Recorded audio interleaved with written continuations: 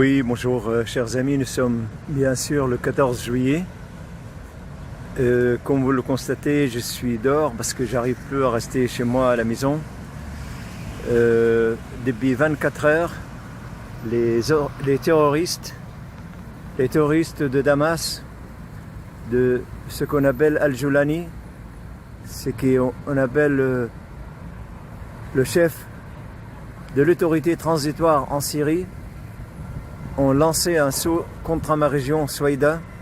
Depuis 24 heures, ils sont en train de bombarder nos villages autour de Souaïda. Les morts, ils sont par terre. Les gens de Souaïda se défendent ardemment. Mais je voudrais que le monde entier sache qu'est-ce qui se passe. Je voudrais que tous les défenseurs de la liberté, de la dignité humaine, manifestent leur soutien aux populations de Souaïda. Les terroristes, ils commettent des crimes les unes contre les autres. Ils ont commencé par massacrer les Alaouites. Après, ils ont commencé par massacrer des chrétiens. Et le dernier crime, c'était l'explosion dans l'église de Douala à Damas. Et aujourd'hui, pour la troisième fois, ils font un offensif contre les habitants de la région de Souaïda, le Druze. Et ils ont un agenda à détruire, à tuer tout ce qui ne ressemble pas à eux, tout ce qui n'est pas intégriste, tout ce qui n'est pas terroriste. Voilà, si vous voulez, si vous souhaitez me soutenir, vous pouvez m'appeler. Si vous connaissez des journalistes, il faut absolument qu'on parle de ce qui se passe. Il faut absolument qu'on parle de cette massacre qui se passe devant nos yeux dans la région sud de la Syrie, la région de Souaïda. Je vous remercie d'avance pour votre soutien, pour l'humanité tout entière.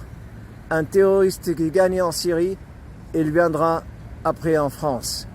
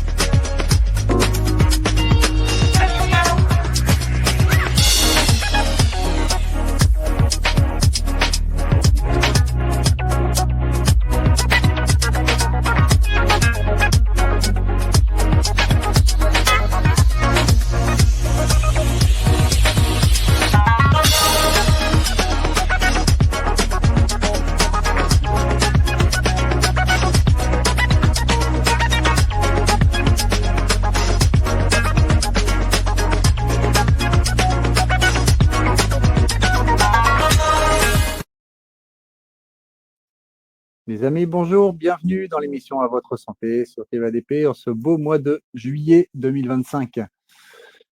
On va parler santé encore à nouveau, hein. On va parler de notre propre santé avec quelqu'un qui a l'habitude dans ce domaine et qui est un médecin qui soigne.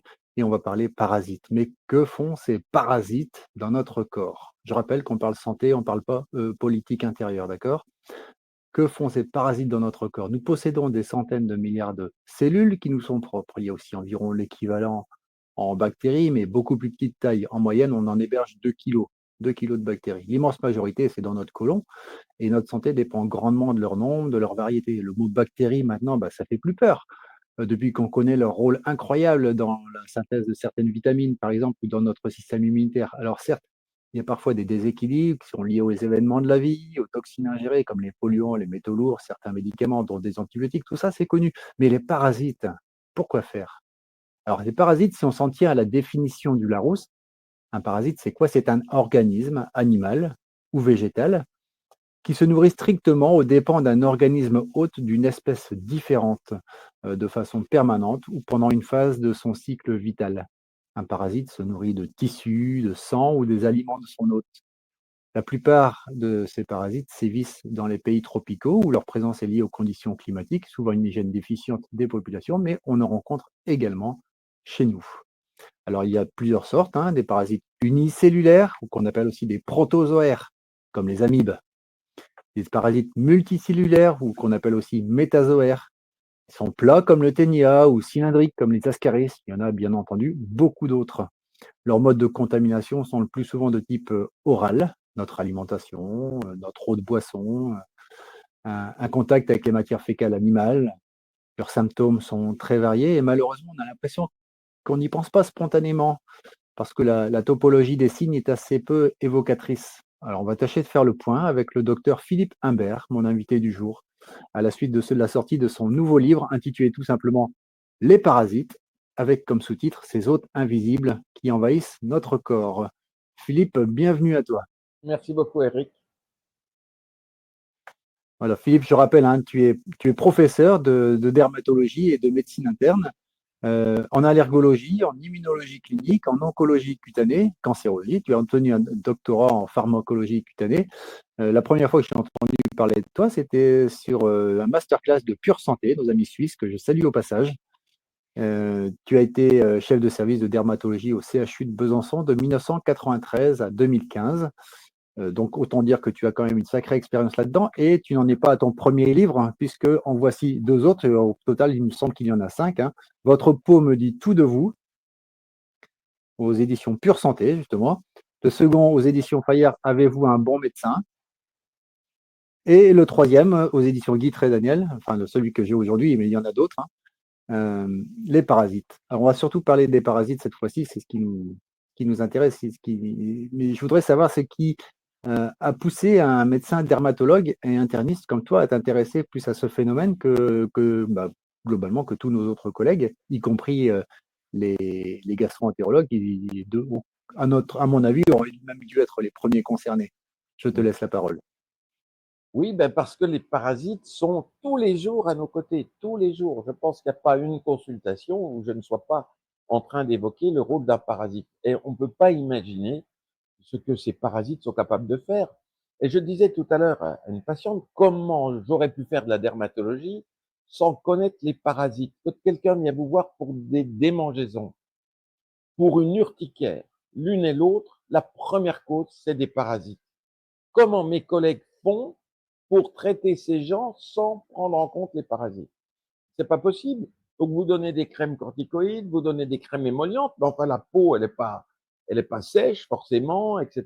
Donc, il y a des ressentis de démangeaison, et ces démangeaisons sont dues aux parasites. Alors, comment on peut en être sûr? Eh bien, en interrogeant le malade, en s'apercevant que certes, sa peau démange, mais qu'également, il a eu des démangeaisons à l'anus il y a très longtemps, il a eu des démangeaisons aux organes génitaux, et puis qu'il a peut-être fait un petit peu d'urticaire. On sait quand même que les urticaires viennent des causes parasitaires. Enfin, j'espère que tout le monde le sait.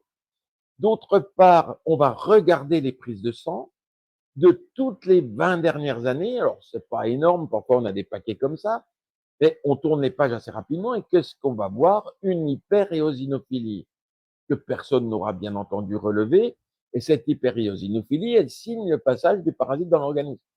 Donc, avec Alors, tout je vais juste te rappeler, à l'hyperéosinophilie, ce sont des lymphocytes qu'on appelle éosinophiles, qui normalement sont de quantité très limitée quand on mesure la totalité des globules blancs, mais qui peuvent être très élevés, notamment lors des contaminations par des parasites intestinaux. Ça, c'est des choses qu'on apprend en troisième année de médecine.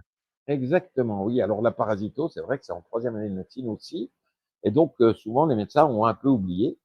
Et donc, j'espère qu'au travers de ce livre, on va avoir une nouvelle résurgence des connaissances au niveau des parasites. D'ailleurs, une de mes patientes me disait, ça y est, on voit l'effet Imbert. Je dis, qu'est-ce que vous entendez par là? Il dit, ça y est, maintenant, les médecins commencent à parler des parasites. J'en suis très heureux parce que ça va leur rendre énormément de services.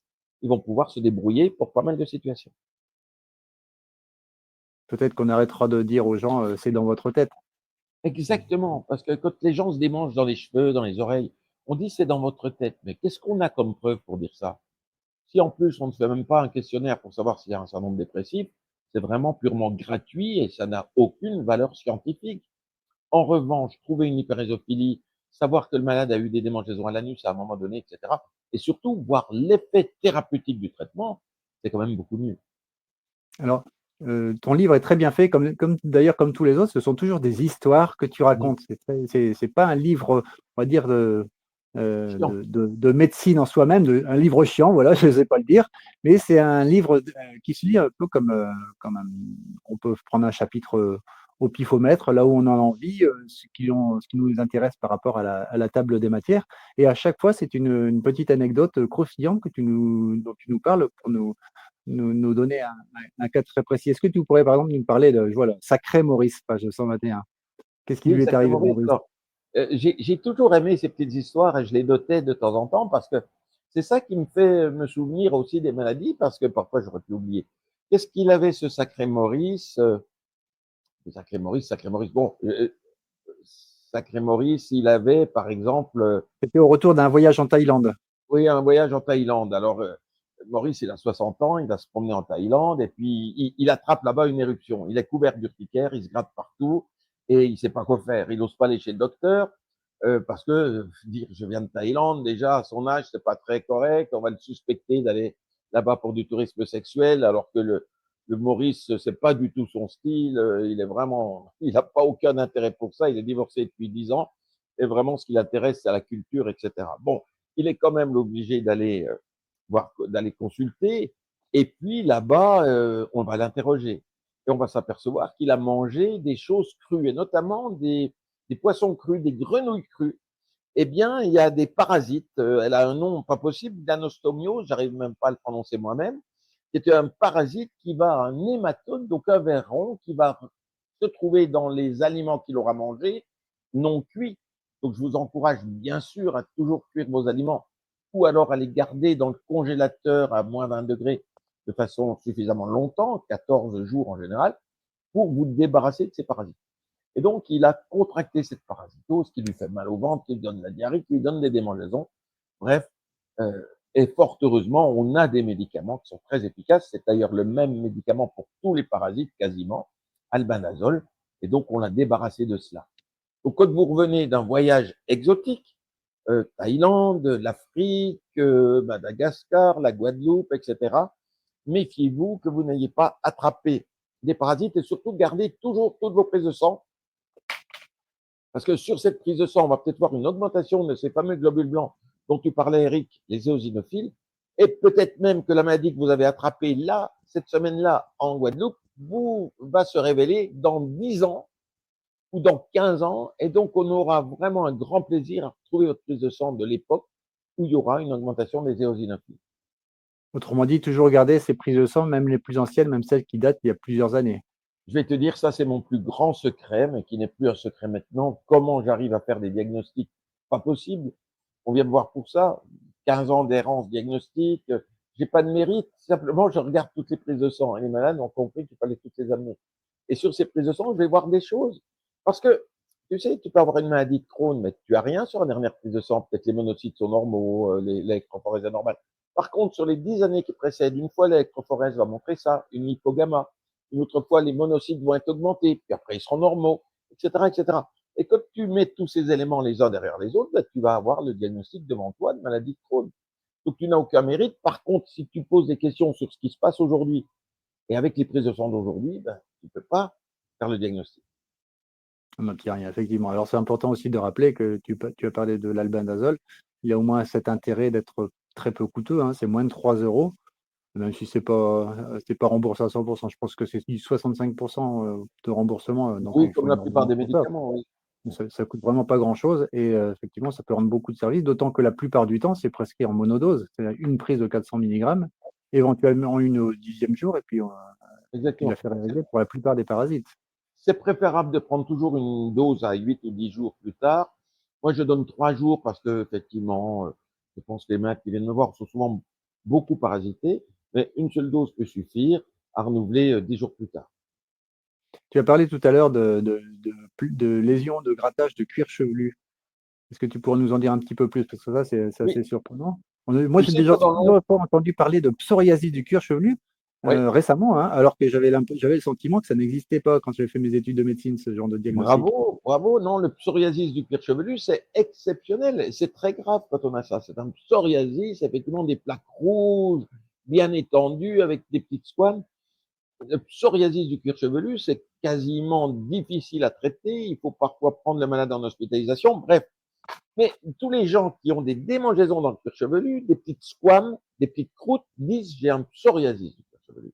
Ce n'est pas un psoriasis, c'est un eczéma croûteux du cuir chevelu. Et cet eczéma croûteux pelliculaire, qu'est-ce qu'on disait il y a quelques années? Et j'ai été un de ceux qui le disaient, puisque j'ai même fait des conférences là-dessus. C'est dû à un portage d'un champignon qui est une levure qui s'appelle Pityrosporum ovale, etc., etc. Et donc, on faisait indirectement la promotion des shampoings antifongiques. Et on était très contents en tant que dermatologue, on donnait le shampoing, puis après, tu sais, type kétoconazole, puis après, on disait, vous allez utiliser des shampoings du commerce, et on donnait le nom d'une marque, etc., etc. Et puis, en fait, ça revenait toujours et on ne traitait pas grand-chose. Eh bien, dès lors que j'ai compris que ce problème du cuir chevelu était dû aux parasites, ben on n'en parle plus, on traite les parasites et on est guéri pour 6 mois. Au bout de 6 mois, il faut retraiter, on va à nouveau avoir les pellicules et les démangeaisons. Et il n'est pas question de faire ces fameux shampoings comme on le faisait pendant longtemps. Alors, il y a un symptôme qui revient assez souvent, et tu en parles aussi dans ton livre, ce sont les cystites. Est-ce qu'on peut faire un lien entre les cystites et les infections parasitaires, et lequel? Alors, c'est ça qui est probablement une des grandes révélations de mon livre et de mes découvertes, c'est que les femmes qui font des cystites à répétition, docteur, je me fais pipi, ça me brûle, je fais ça tous les mois, et en même temps, j'ai des mycoses. Eh bien, quand on regarde, il faut être précis, je leur dis, c'est quoi ces cystites? Elles me montrent l'analyse d'urine. Et c'est pas du tout une analyse d'urine d'infection urinaire, puisque soit il n'y a pas de globules blancs, ou très peu, il y a 5000, 10 000 globules blancs, alors qu'il en faudrait 100 000 pour définir une infection urinaire, et il n'y a pas les bactéries conséquentes, on devrait avoir une seule bactérie à des quantités également très importantes de 100 000 unités, eh bien non, on a plusieurs bactéries, etc. Et on dit infection urinaire et on traite par antibiotiques. Non, je me suis aperçu que ça, c'était un signe d'une parasitose de l'intestin, là où les parasites sont très haut placés dans l'intestin grêle, et ils vont donner, par des mécanismes que j'ignore, ces sensations de brûlure urinaire. Et puis, de la même façon, les mêmes femmes ont aussi, docteur, des mycoses, me disent-elles. Et je dis, mais attendez, ces mycoses, est-ce que c'est rouge avec des points blancs, des pustules? Est-ce qu'il y a comme du lait caillé? C'est-à-dire ce que je sais être une candidose. Ils me disent pas du tout. Ma muqueuse est normale, simplement ça me gratte et j'ai des pertes, des mucosités qui sortent. Je dis, dans ces cas-là, c'est immunoallergique et c'est lié aux parasites que vous avez. Alors, comment ai-je trouvé ça? Quand j'ai eu les premières femmes qui avaient ces fameux cystites ou mycoses, j'ai regardé les prises de sang et j'ai vu qu'elles avaient des éosinophiles plus une hypergamma polyclonale, un autre signe biologique des parasites. Et je leur dis, ben, mesdames, c'est curieux, vous avez des parasites. Ils me disent, ben non, ah ben oui, c'est vrai, ça m'a gratté l'anus il y a quelque temps, etc. Et j'ai pris une partie de les traiter pour les parasites. Et 15 jours après, elle m'écrivait en me disant, formidable, vous avez mis fin à mes cystites et mes mycoses. Je dis, attendez, donnez-moi un petit peu plus de délai, appelez-moi dans 3 ou 6 mois. Elle m'appelait, elle me disait, ça y est, c'est terminé, je n'ai plus de cystites de mycoses. Donc j'ai été très convaincu, c'est de la recherche clinique très simple, du avant-après, mais je peux vous dire que tous ceux qui en ont l'expérience vont confirmer cela.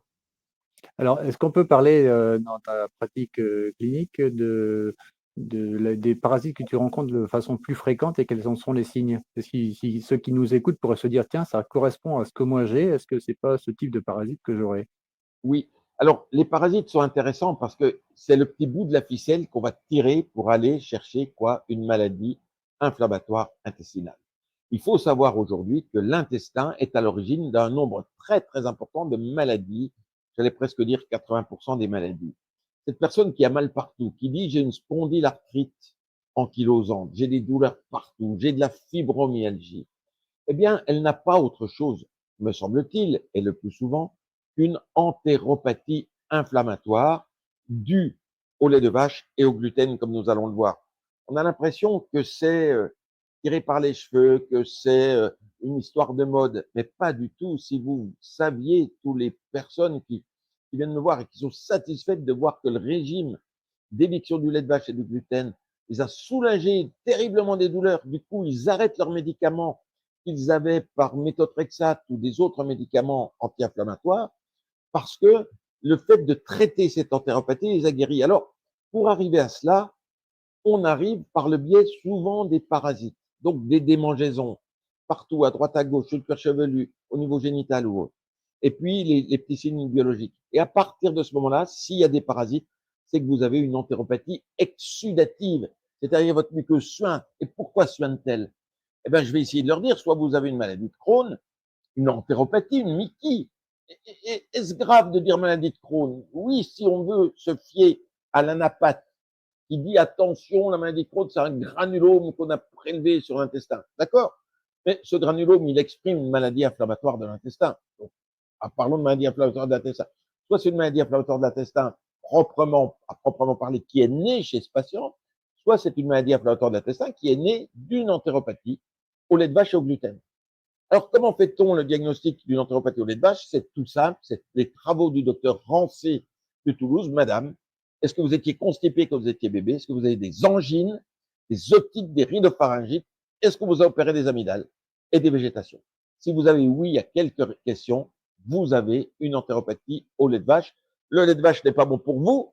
Vous allez tester, vous allez le supprimer et vous verrez. Mais pas tout seul, parce que vous allez découvrir qu'il y a aussi une entéropathie au gluten. Parce que, Eric, tu sais qu'en 2010, il s'est passé quelque chose d'incroyable. Est-ce que tu es au courant? En 2010. Non, je t'écoute. Eh bien, en 2010, moi, je me souviens, j'étais devant la télé et on nous annonce que nous n'irions plus acheter notre blé chez les paysans qui avaient tous des champs de blé. Non, le blé sera fait par des sociétés internationales qui vont produire le blé. Et on s'aperçoit aujourd'hui que toutes ces sociétés ont pris du blé 11 chromosomes et que petit à petit, des hybridations successives ont abouti à un blé probablement pas très digeste à 44 chromosomes. Et ces sociétés Un ne le BOGM. cachent pas, elles font appel à des pesticides pour que les petits pucerons ne viennent pas détruire leur blé. Et donc, on nous met dans nos assiettes du blé, du pain, des gâteaux, des farines qui contiennent des pesticides et un blé qui n'est pas très digeste. Eh bien, ce blé va attaquer un certain nombre de patients, va attaquer leur muqueuse, si bien qu'en 2015, un docteur des États-Unis, que j'ai appris à connaître, que je l'ai retrouvé sur X, sur Twitter, docteur Lebwohl, Benjamin Lebwohl, a fait un article en disant « Attention, mesdames et messieurs, ça fait 5 ans qu'il y a un nouveau gluten sur le marché. Eh bien, maintenant, je vois des gens qui sont malades du gluten. » Eh bien, c'est tous les fibromyalgiques. Les fibromyalgiques, c'est des gens intolérants au gluten avec une dépression, la plupart du temps, etc., etc. Et donc, grâce aux parasites, aux démangeaisons, etc., on arrive à cette entéropathie. Et la première chose à faire, ça va être de rechercher les carences, parce que cet intestin ne travaille pas bien, donc on va avoir des manques de vitamine B12, vitamine B9, etc. Et de traiter, de supprimer ces aliments. Et on va voir chez un très, très grand nombre de gens une amélioration. Et si la maladie inflammatoire a pris feu, c'est-à-dire si la muqueuse est vraiment très, très enflammée, on fera appel à des médicaments de la maladie de Crohn, c'est-à-dire des molécules qui vont calmer l'inflammation intestinale. Dans ton livre, tu parles de à quel moment on doit suspecter la présence de parasites intestinaux. Alors, il y a des signes qui sont évocateurs, qui sont assez courants hein, quand on se gratte, notamment à l'anus ou aux organes génitaux externes. On peut également le suspecter, comme on le disait tout à l'heure, quand on fait des cystites, des infections urinaires à répétition. Mais il y a une petite anecdote qui m'intéresse beaucoup. C'est dans la même chambre à coucher, une personne qui est couverte de boutons moustiques a plus de chances d'être parasité que quelqu'un qui n'est pas bouffé par les moustiques. Ça, c'est curieux. Oui, ouais, tu as raison. Tu sais, dans la même chambre à coucher que j'étais avec mon épouse, j'étais couvert de piqûres de punaises le lendemain matin. Et elle n'avait absolument rien. Et en fait, je sais pourquoi. C'est parce que si vous êtes porteur de parasites intestinaux, il y a quelque chose qui fait que les insectes extérieurs vont s'adresser à vous et vont venir vous piquer. Donc, si vous avez beaucoup de piqûres de moustiques, si vous avez beaucoup de piqûres de punaises ou autres, pensez que vous avez certainement un portage parasitaire, une façon de le suspecter. Oui, donc il y a beaucoup de signes comme cela. Il y a parfois chez les enfants l'énurésie, l'enfant qui fait pipi au lit. l'enfant qui est énervé, l'enfant qui se gratte le nez en particulier. Ça, c'est des signes de ver. Les mamans étaient bien au courant de ça. Il y a quelques années, l'enfant ne dormait pas, était casse-pied, très énervé. Elles le vermifugeaient. Donc, on a des petits signes Là, comme c'est ça. des oxyures, là. C'est ça? Et c'était les oxyures. Ça, c'est les petits oxyures qui se transmettent de la main à la main, j'allais dire, puisque c'est le portage du grattage anal jusqu'à la bouche. Tout à fait. Alors justement, les oxyures, est-ce que c'est facile de s'en débarrasser? Oui, alors les C'est très, très oxyures, fréquent. curieusement, c'est peut-être les plus difficiles. Quand on regarde ce qu'il est dit dans les traités de traitement des parasites, c'est le traitement qui va durer le plus longtemps. Ça doit être albendazole pendant 5 jours et renouvelé 10 jours plus tard. Donc, c'est pas forcément les plus gros vers qui sont les plus difficiles à traiter. Ces petits vers-là, parce qu'il y a beaucoup de pontes, il y a beaucoup d'œufs, et donc on est sans arrêt avec des œufs, des larves et des adultes, et qu'il faut vraiment essayer de tuer tous ces animaux, tous ces petits parasites en même temps. Mhm. Et les ascaris, alors, est-ce que c'est fréquent aussi chez nous? Je me souviens Alors en là, avoir rencontré beaucoup en Afrique. oh oui, j'ai reçu, tiens, j'ai une collection, tu ne peux pas imaginer, de matière fécale incroyable sur mon ordinateur. Heureusement que c'est des fichiers et que c'est pas autre chose, parce que j'ai des gens qui m'envoient ce qu'ils ont observé dans leur selle, soit spontanément, soit après un traitement. Parce que mon idée, je pense que je l'ai lu, c'est un peu corroboré par quand même tout ce que j'ai pu lire à ce sujet. Mon idée, c'est que les vers sont collés sur la muqueuse. C'est pourquoi on ne les trouve pas dans les selles. Quand on fait des parasitologies des selles, on ne trouve quasiment jamais les parasites. Pourquoi? Ils sont collés sur l'intestin grêle, et donc on ne les voit pas dans les coloscopies, on ne les voit pas dans le côlon, et ils sont très haut placés, me semble-t-il. Et donc, ces parasites, il y a des petits qu'on appelle des trichocéphales, et puis il y a des longs parasites qui peuvent faire 20 cm, ce sont les ascaris, c'est la même famille. Eh bien, ces parasites-là, ils ont un cycle très particulier. C'est-à-dire qu'on va avaler des œufs avec la salade, avec les tomates, d'où la nécessité de bien laver ces aliments. On va avaler ces œufs qui vont se transformer en larves et en vers adultes dans notre intestin. Et ces vers vont avoir la particularité de passer à travers la muqueuse intestinale pour remonter par le foie, puis par des voies lymphatiques jusqu'au poumon. Et arrivé au poumon, on va avoir une petite bronchite. Et vous avez des patients qui vous expliquent que 3 semaines, 1 mois avant l'urticaire, ils ont été hospitalisés pour une bronchite chronique, pour une pneumopathie dont on n'a pas trouvé l'origine, et c'était très certainement une pneumopathie parasitaire. Eh bien, ces parasites arrivent dans le poumon, et ensuite ils montent par la trachée, et au niveau du carrefour ici, ils redescendent dans l'estomac. Imagine. C'est catastrophique. Et moi, j'ai eu plusieurs accidents comme ça, pas moi-même, mais j'ai eu des patients qui, au milieu de la nuit, le ver, et c'était un ascaris, c'était pas un tout petit trichocéphale, un ascaris de 20 cm arrive par la trachée, une petite toux, et il aurait dû redescendre par l'ésophage. Non, pas du tout, il s'est coincé dans la bouche. Et la dame a essayé de farfouiller, et elle a sorti ce parasite, imagine un ver rosé, gluant, etc., qu'elle a ressorti par la bouche. C'est catastrophique. Elle a parlé de tout ça à ses médecins qui ne l'ont pas cru. On lui dit, mais madame, vous racontez des histoires parce qu'on a oublié le cycle du parasite. Une autre petite fille qui a une entéropathie, parce que pour que ces parasites traversent la muqueuse, il faut qu'il y ait une maladie de l'intestin. Si vous avez un intestin solide comme du roc, ils ne vont pas traverser. Ils vont rester dans l'intestin, ils donneront des démangeaisons à l'anus. Et chaque fois qu'ils passent à travers, c'est que la muqueuse est abîmée. Eh bien là, c'est une petite fille de 16 ans qui a eu le parasite dans le sécom à un moment donné, pas loin de l'appendice, parce qu'elle avait un tableau appendiculaire. On voyait quelque chose en échographie, puis ensuite on ne le voyait plus. Eh bien, quelques jours plus tard, la maman l'a retrouvé dans les fosses nasales, et le parasite s'était perdu dans les fosses nasales au moment où il remontait pour redescendre dans le tube digestif. Donc, vous voyez, tout ça, c'est quand même très curieux. On ne connaît pas beaucoup de choses parce que c'est de l'observation. Mais voilà les phénomènes qui se passent avec ces parasites.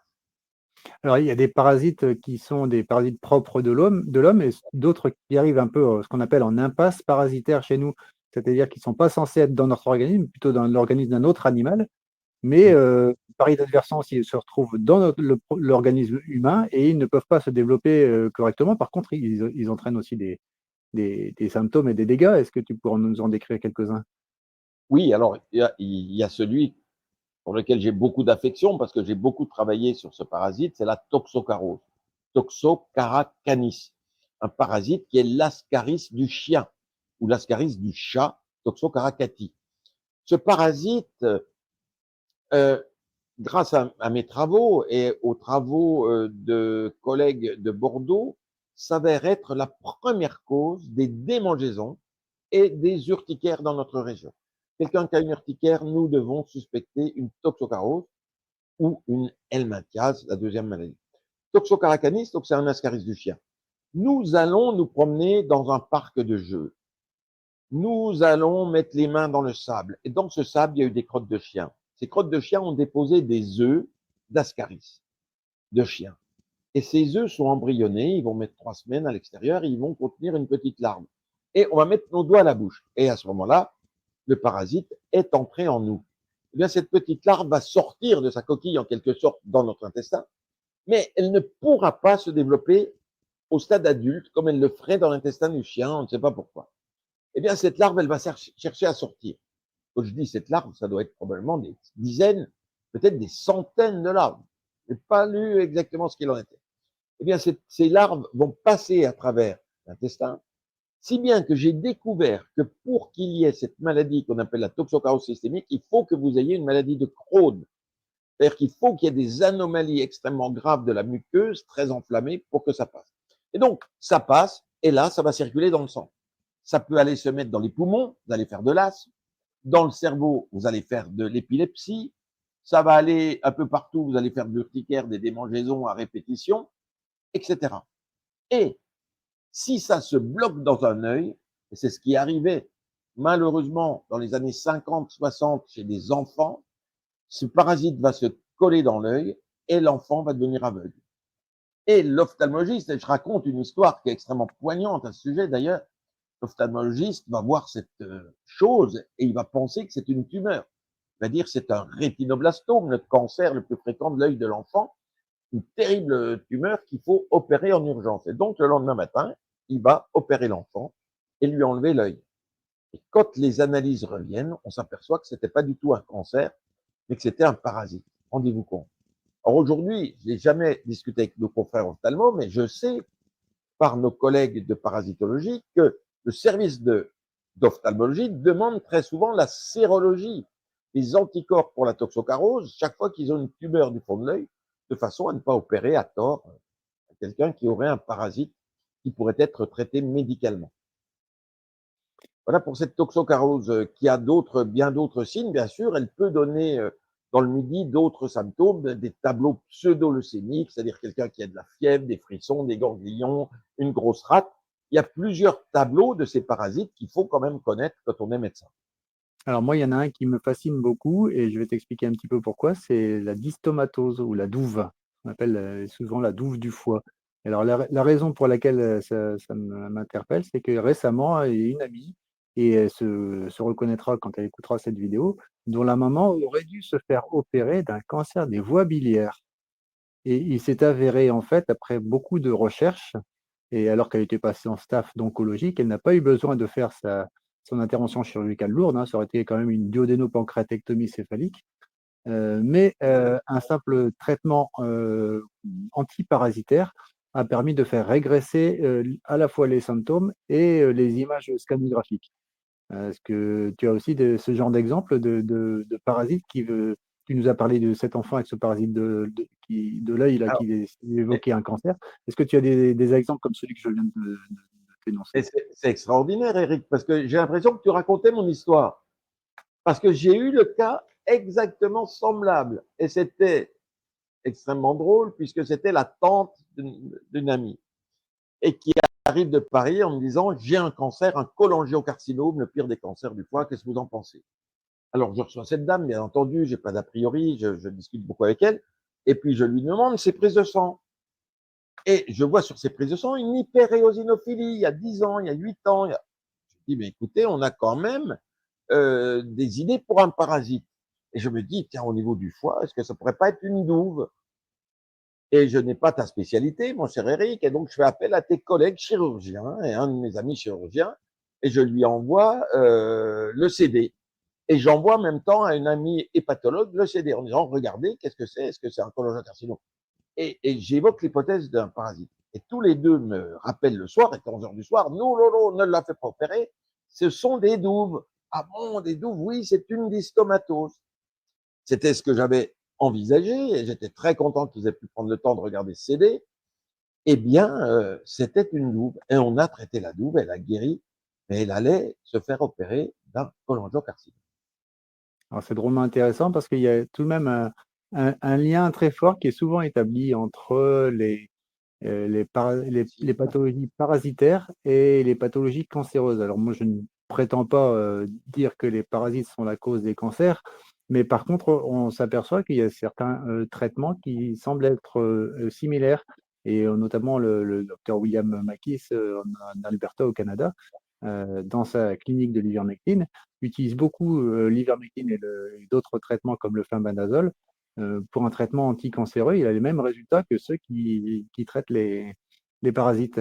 Est-ce que il y a moyen de faire un lien entre parasites et cancer, Ah oui. ou c'est complètement fortuit? Non, il faut être ouvert. C'est comme ça que la médecine va progresser et on espère faire des grandes avancées. Tu sais, quand j'ai découvert que le fait d'avoir des parasites intestinaux favorisait la survenue des virus herpès, mais également du virus papillomavirus, celui qui donne les condylomes, mais qui donne le cancer du col de l'utérus. Quand j'ai lu que des gynécologues recommandaient aux femmes qui ont un cancer du col de l'utérus de se vermifuger, je me suis dit, mais c'est incroyable. On a des spécialistes qui ne sont pas des spécialistes des parasites, qui ont compris qu'un cancer du col de l'utérus pouvait être favorisé par le portage de parasites intestinaux. Eh bien, beaucoup de mes patients qui ont ces parasites ont attrapé des maladies virales et même des maladies infectieuses, impétigo, à streptocoque, viral à herpès virus, à papillomavirus, et même le Covid, etc. D'ailleurs, une de mes patientes m'a dit, docteur, depuis que vous m'avez traité les parasites, mon frottis s'est négativé.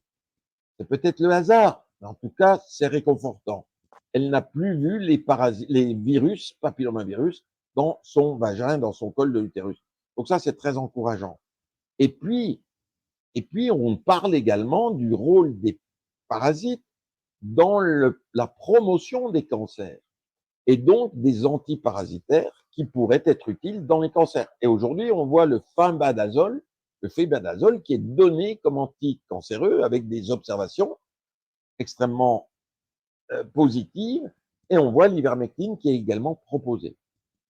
Alors, on ne peut pas ne pas faire l'analogie avec ce qu'on a vu avec l'ivermectine et le Covid. Il est clair qu'aujourd'hui, l'ivermectine a fait la preuve de son efficacité dans le Covid, dans une maladie virale. Donc.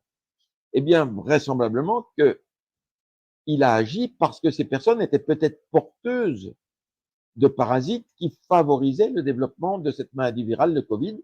Et donc, en agissant avec un antiparasitaire, on restaure l'immunité du patient qui va se débarrasser plus vite du Covid. En tout cas, ça, c'est mon hypothèse et je l'ai écrite dans le livre. Est-ce qu'on peut aussi mettre en parallèle certaines carences, notamment des carences vitaminiques, et le rôle de certains parasites? Oui. Alors, on ne sait pas beaucoup de choses, mais il y a déjà une chose que l'on sait, c'est qu'il y a un parasite des poissons des lacs froids, donc des saumons ou des lacs très froids du Nord. Et je raconte l'histoire d'un chef d'entreprise qui passe des vacances en Finlande, etc., et qui va à la pêche, et qui mange des poissons crus. Eh bien, petit à petit, il a eu une paralysie des membres inférieurs par déficit en vitamine B12. Alors, bien sûr, il fallait déjà trouver le déficit en vitamine B12, mais bon, le clinicien fait le diagnostic sans trop de difficultés. Mais quelle était la cause de ce déficit en vitamine B12? C'était le fait qu'il avait mangé un parasite qui s'appelle le botryocéphale. Le botryocéphale, j'ai eu longtemps cru que c'était un nématode, un ver rond. Et puis, j'ai appris que c'était une sorte de ténia. En fait, c'est un ténia des poissons. Et ce ténia des poissons, il mange la vitamine B12. Donc, il déplète la vitamine B12 de l'intestin d'un patient. Et donc, un patient qui manque de vitamine B12, vous le savez, pour les médecins qui nous écoutent, il faut évoquer la prise d'IPP, il faut évoquer la prise de metformine, il faut évoquer une maladie de Birmer, il faut évoquer une insuffisance de sucre pancréatique, une maladie de Crohn et, bien sûr, voilà, les parasites intestinaux. Comme ça, une petite liste qui peut être utile. Ouais, alors qu'est-ce qu'on pourrait tirer comme message de tout ça? Parce qu'on a l'impression que les parasites nous entourent. Moi, j'ai une première impression, c'est est-ce qu'ils sont tous néfastes ou est-ce que certains pourraient avoir un rôle intéressant à jouer dans notre santé? Ça, c'est une excellente question. Il faut toujours être modéré dans ce que l'on dit. Il est clair que quand il y a des symptômes euh, négatifs, je pense que notre organisme nous parle et qu'on doit traiter ces parasites, démangeaisons, prurites, urticaires, etc. Auparavant, on me disait, du coup, docteur, il faudrait traiter toute la famille. Et il est vrai que j'avais tendance à traiter toute la famille. Pourquoi? Non pas qu'on se les donne d'individu à individu, dans un couple, on ne va pas se transmettre les parasites, mais si on mange la même chose, on va manger les mêmes parasites. Simplement, il n'y a que les personnes qui ont un intestin fragile, une maladie de l'intestin, une sensibilité de l'intestin au gluten, au lait de vache ou à des maladies inflammatoires qui vont choper les parasites. Voilà mes conclusions. Et donc, traiter tout le monde n'est pas une bonne solution. D'autant que je ne peux pas dire que les parasites ne pourraient pas être utiles. C'est-à-dire qu'un parasite qui ne fait pas parler de lui, qui n'entraîne aucun désagrément, eh bien peut-être qu'il a sa place dans notre microbiote et qu'il joue un rôle. D'ailleurs, il y a même des gens qui vont un peu plus loin que cela et qui disent, nous, on pense même que les parasites vont nous aider à lutter contre des maladies inflammatoires ou contre des cancers et qui donnent à manger aux malades des parasites. Alors là, c'est peut-être aller un petit peu loin, mais on trouve, et je n'invite personne à le faire, on trouve malheureusement sur des sites internet des gens qui vendent des gélules de parasites. Et j'ai eu une de mes patientes qui avait une polyarthrite rhumatoïde qui était bourrée de parasites. Elle avait des anomalies très graves, biologiques, hyperésophilie, qui auraient pu la mettre en danger. Bref, bien entendu, il n'y a eu aucun effet bénéfique. C'est vraiment pas à faire. Mais peut-être qu'un jour, on trouvera des propriétés, des molécules, peut-être dans ces parasites qui pourraient être utiles. En attendant, donc, on va chercher à s'en prémunir. Il On a vaut mieux. parlé des poissons crus. On pourrait aussi parler de la viande crue, notamment la viande de porc ou la viande de bœuf qui amène ce fameux ver solitaire, hein, le ténia. Oui, alors le ténia, je dois dire que c'était un petit peu le dernier de mes parasites jusqu'à présent, parce que c'est très difficile à trouver. Il n'y a pas de sérologie, même si la sérologie des vers ronds est très peu utile, mais si elle est négative, ça ne veut pas dire qu'il n'y a pas de parasite. Et si elle est positive, même une unité, là où le laboratoire va écrire négatif, parce qu'ils ont des standards, des gold standards qui ne sont pas les bons. Bref, mais si on trouve quand même un anticorps, c'est toujours mieux. Mais souvent, on ne trouve rien. Il y a les parasites, il n'y a même pas une prise de sang pour savoir si les ténias, ils sont là. Donc, il faut les suspecter par l'observation des selles, ce qui n'est pas évident.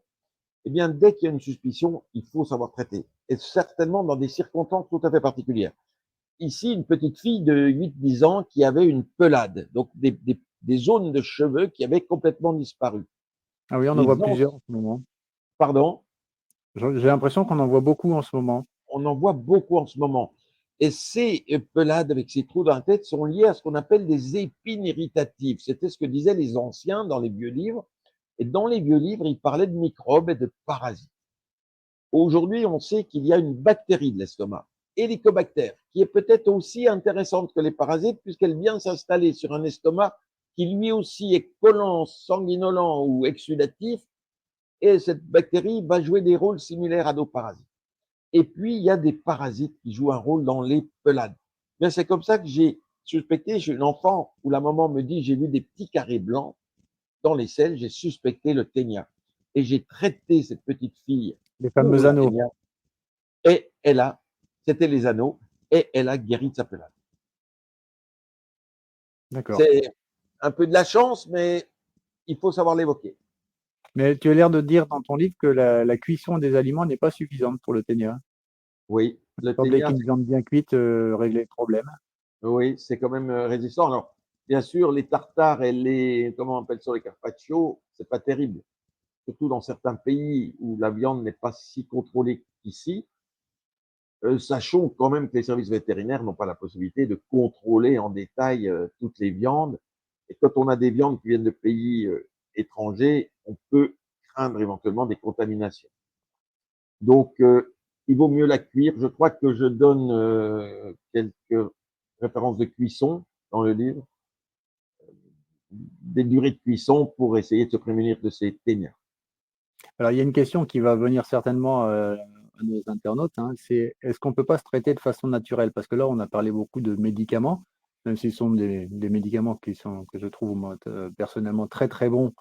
Et j'avoue que je suis de plus en plus sceptique sur la qualité des médicaments que nous propose la médecine allopathique, mais en ce qui concerne les antiparasitaires, je n'ai aucun doute à la fois sur leur qualité et leur innocuité. Mais certains seraient plus tentés de se dire bah, peut-être plutôt des traitements naturels. Et j'avoue que j'ai eu quelques succès aussi avec, par exemple, des gousses d'ail, une gousse d'ail, en ce qui concerne le traitement des oxyures. Est-ce que tu en as eu une expérience? Alors moi-même, j'ai pas d'expérience, mais j'ai lu des choses, et d'ailleurs je les rapporte également dans le livre, des produits naturels, des graines de courge, les gousses d'ail, il y a d'autres produits comme ça. On trouve ça très facilement sur Internet, on peut chercher. La question est, euh, aura-t-on la preuve de l'efficacité? Si vous avez des démangeaisons et que les démangeaisons disparaissent, vous avez la preuve de l'efficacité. Dans d'autres domaines, je pense qu'il vaut mieux, si on a un diagnostic établi, mais également faire appel aux médicaments. Et puis tu sais, Eric, moi le naturel c'est très bien, mais c'est aussi le naturel qui est à l'origine de beaucoup de maladies qui tuent. Bien Hein. sûr, Les tout bactéries à c'est fait. naturel, les parasites c'est naturel, ça nous rend malades. Donc on ne doit pas tout passer par le naturel. Si on le peut et si ça a été expérimenté et qu'on a des bons résultats, pourquoi pas? Bien sûr, le venin de serpent, c'est naturel et pourtant ça tue, on est bien d'accord. Exactement, exactement. Est-ce qu'on peut parler d'autres types de parasites qui sont peut-être un petit peu plus, comment dire, exotiques, mais qui décorent quand même beaucoup le cabinet médical de médecins comme toi qui sont hyper spécialisés dans ce domaine? Alors quand quelqu'un est allé aux Caraïbes, en Guadeloupe, Martinique, et qu'il revient avec des prurites, il faut évoquer les parasites. Et là, une histoire qui est magnifique. Un homme public extrêmement connu qui a 80 ans, qui se met à se gratter du jour au lendemain et ça dure des mois et des mois. Il est hospitalisé dans 2 grands hôpitaux et on ne trouve pas la cause de ses démangeaisons. Et il perd 20 kilos. Il est dans son lit plié comme un bébé en position fétale. Il va mourir, c'est évident. Il a perdu beaucoup de poids. Et puis on m'appelle pour voir ce monsieur. Et quand je regarde le dossier, je dis c'est fantastique, ils ont fait un très beau travail dans les services hospitaliers. Ils ont envisagé toutes les maladies possibles, le lymphome, le HIV, l'hypercalcémie, l'hyperthyroïdie. Bref, ils ont fait un très beau travail. Sauf que il y avait une autre cause qui restait. Et l'autre cause qui restait, mes collègues avaient dit, c'est un prurite sénile. Alors ça, je n'aime pas du tout, parce qu'il suffit d'être vieux pour qu'on ait une insuffisance rénale sénile, une insuffisance cardiaque sénile, alors qu'en fait, c'est une insuffisance cardiaque par carence en vitamine B1 ou B6, etc., etc. Bon. Et donc, je me dis, il faut que je réfléchisse. Et là, j'ai eu une étincelle. Mon patron, professeur Agache, m'avait vu un jour, en tant qu'interne, accueillir un monsieur de 90 ans qui se grattait. Et professeur Agache me dit, attention Imbert, ce monsieur a dû faire les anochines, et je pense qu'il a attrapé une anguillule quand il avait 20 ans, il est allé dans ces pays faire la guerre, et là, aujourd'hui, à la faveur de la baisse immunitaire, il doit être envahi d'anguillules. Donc ça, c'est un Il ver avait pas, rond. oui, un ver rond. Il n'avait pas pu mieux dire, c'était ça, on a traité le malade, il a guéri. Et donc, cet homme public extrêmement connu, et sur Paris, j'évoque cette hypothèse, et je dis c'est une anguillule. Et effectivement, personne n'avait traité l'anguillule. Je traite l'anguillule, 8 jours plus tard, on me demande de passer le voir, il était debout, guéri, plus de démangeaison, et c'était assez incroyable. La sérologie qui est arrivée 3 semaines après nous a confirmé que c'était bien ça. Donc, toujours s'accrocher et croire aux parasites dans pas mal de situations. Alors, on a parlé des vers ronds, les nématodes, on a parlé des vers plats, les platelman, comme le ténia, mais dans le tube digestif, il y a d'autres choses aussi, et notamment, ce que tu en parles dans un chapitre particulier, ce sont les protozoaires, comme les amibes, les giardiases. Oui. Tu peux Alors, nous les en parler un petit protozoaires, peu, parce que c'est une famille un peu plus particulière. oui, c'est curieux parce que ce sont des grosses cellules en fait. Il n'y a qu'une seule cellule, mais qui est assez grosse avec un petit flagelle. Alors, on voit ça au niveau génital. Déjà, il faut savoir que si un homme a une petite balanite, une petite inflammation de l'extrémité de la verge, premièrement, toujours évoquer le trichomonase. Donc, quelle que soit l'origine de cette balanite, traitée par flagyl ou phagigine, métronidazole, pour traiter ce parasite. C'est un parasite qui se donne dans le couple ou avec les enfants, éventuellement, si on utilise les mêmes serviettes de toilette, on peut attraper. Chez la femme, ça va donner une petite irritation vulvaire également. Donc, c'est un traitement très facile, traitement minute, et qui débarrasse de ça. Mais également, là, c'est à l'extérieur de l'intestin, c'est au niveau des organes génitaux. Mais dans l'intestin, tu as raison, on a des protozoaires. On a le blastocystis, on a l'endomeba, Entomeba fragilis. C'est des petits parasites qui se baladent. Ils vont dans le côlon, ils se baladent, ils ne sont pas liés à quoi que ce soit. Et quand ils sont là, ce n'est pas eux qui sont pathogènes. Eux, ils indiquent qu'il y a autre chose. Et ils indiquent quoi? Qu'il y a des vers dans l'intestin, qu'il y a des vers ronds. Et moi, je les appelle les petits oiseaux du rhinocéros. C'est-à-dire que si on voit le petit oiseau, ça veut dire qu'il y a le rhinocéros quelque part. Allons chercher le rhinocéros. Donc, si dans les analyses de sel, vous voyez ces petits parasites, blastocystis, Entomeba, ou kyste d'amibe éventuellement, dites-vous bien qu'il y a d'autres parasites. Et ne traitez pas seulement ce protozoaire, traitez aussi les helminths. Alors, est-ce qu'il faut aussi traiter ces protozoaires ou est-ce qu'on les laisse tranquilles et on traite les helminths et Alors les moi, protozoaires disparaissent? je les traite systématiquement, c'est-à-dire les jardias aussi, qui sont des protozoaires qui sont au niveau du duodénum et qui donnent des éructations, qui donnent des dyspepsies, voilà, l'aérophagie. Je les traite systématiquement, donc il y a toujours dans mon traitement le protocole avec l'albendazole, le Zantel, et puis une petite partie avec le métronidazole ou la phasigine. D'accord. Comme ça, on traite tout ça. Ouais, très intéressant. Est-ce que tu as encore, tu sais, avec toi, on aimerait être du style, allez, Père Castor, raconte-nous encore une histoire. Est-ce que tu as encore une ou deux anecdotes croustillantes à nous raconter pour cette fin Oui, de alors c'est mon voisin qui a été un champion du monde, le cas unique au monde, c'est quand même incroyable. Un monsieur, il me tape sur ma voiture au moment où je sors, il me dit, docteur, dans 15 jours, j'ai rendez-vous avec vous. Ben, je dis, ça avec grand plaisir. Il me dit, j'habite à côté, on se connaît pas. Ben, je dis, ça sera l'occasion. Et puis, quand on aura les résultats, vous viendrez prendre l'apéritif.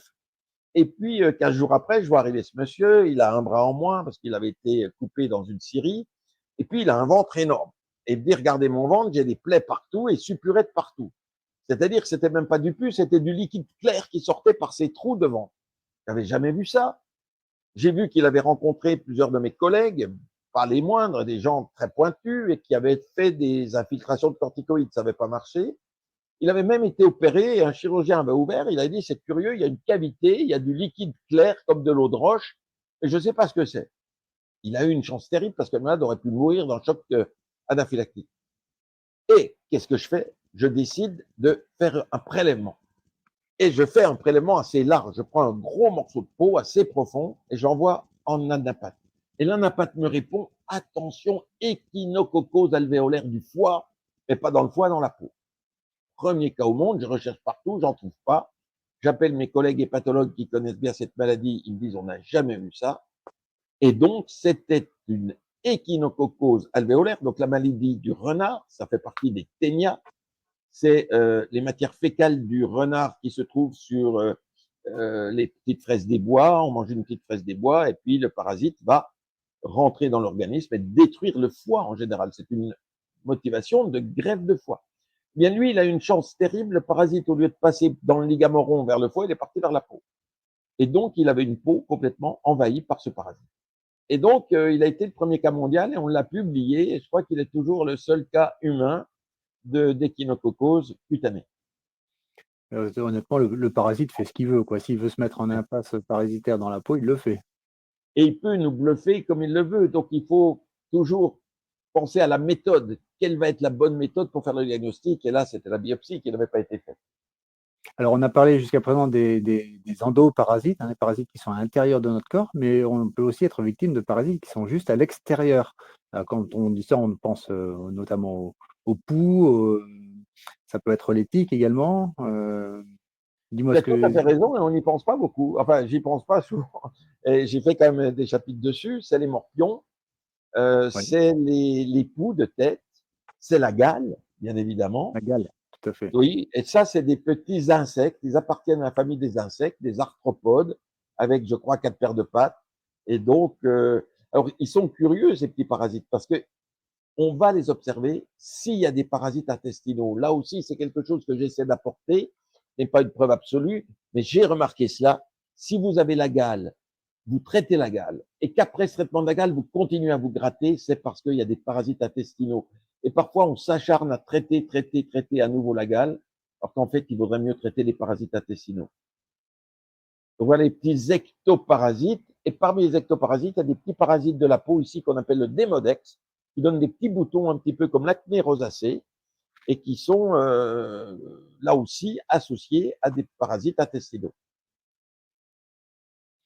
Qu'est-ce que tu aurais comme conseil à donner particulièrement aux personnes qui nous écoutent, qui se demandent si ils sont contaminés par des parasites? Parce qu'on a bien compris qu'il n'y avait pas beaucoup de moyens diagnostiques. C'est une espèce d'enquête à la Sherlock Holmes au stéthoscopé pour pouvoir essayer de comprendre ce qui se passe et mettre des symptômes en lien avec une éventuelle parasitose. Mais en termes d'examen, ce qu'on appelle l'examen paraclinique, il n'y a pas grand-chose. L'examen des selles, 9 fois sur 10, il est négatif, ou il nous donne des signes indirects. La prise de sang par l'hyperéosinophilie il y a 10 ou 15 ans, après, on n'a plus grand-chose à se mettre sous la dent comme preuve biologique.